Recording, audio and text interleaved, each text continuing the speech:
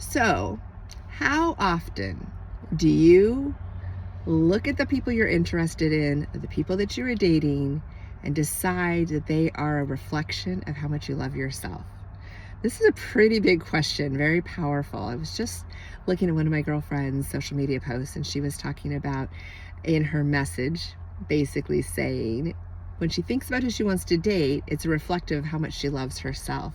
So if you are dating people that don't respect you, don't care about your feelings, don't make time for you, don't engage with you, don't light you up, it's because you're not feeling good enough and worthy enough that you deserve someone that likes you that much. So what if you took a step back, you took a moment, and you looked at the people that you're dating and how they treat you?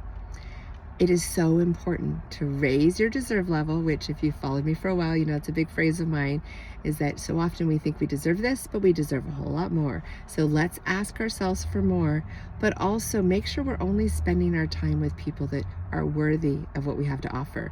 Because if we give ourselves to somebody who appreciates it, then we get to reciprocate that and we have more to give back to them. But if we give to people that we're getting breadcrumbs and we're an afterthought, they're just being polite to us, then we're wasting all that yummy goodness on the wrong person, which means we're not getting it in return. So I want you to take a little check on yourself. How do you feel when you're with the people that are interested in you, the people you're dating, the people you're in a relationship with? If there isn't something about them and the time you're together and the way you communicate that makes you feel better about yourself, then it's not worth it. It really isn't.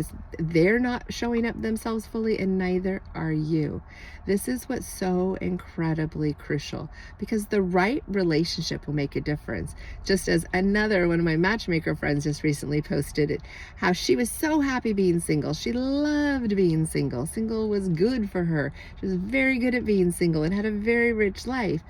But she still had that little ting, because of course she's spending all this time matching her friends. But then she actually had a friend of her sister's come up to her one day and say, "Hey, you're always matching people. Now I need to match you." And she's like, what? Hold on. She goes, "I've got a friend that needs to meet you." They met and it was instant. They never went back and forth and debated if they should be together.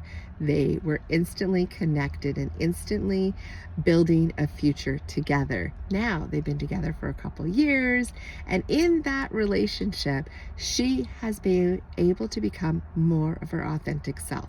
She is such a more confident person, because I've known her over the years from before him and during this relationship. She has a stronger voice. She gets to work on her career even more. She is able to grow in ways you can't grow when you're single. You need another person in your life at certain chapters, maybe full-time or maybe just different relationship stages. But it's important for you to be able to have somebody you have to negotiate with, work with, compromise with, communicate with, share with, learn what they want. It's not just all about you. And unfortunately, we're kind of in a world that's all about me, as I said in a previous video.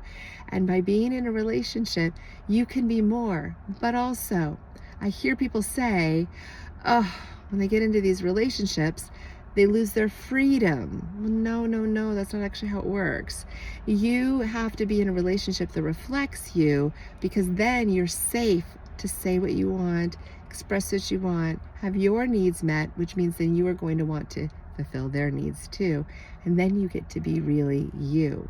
Can you imagine being 100% everything you say is reflective of you coming from a place of love, authenticity, genuine desire to connect, and a vulnerability of trusting that the other person you're with has your back, actually cares about you and your welfare and your well-being?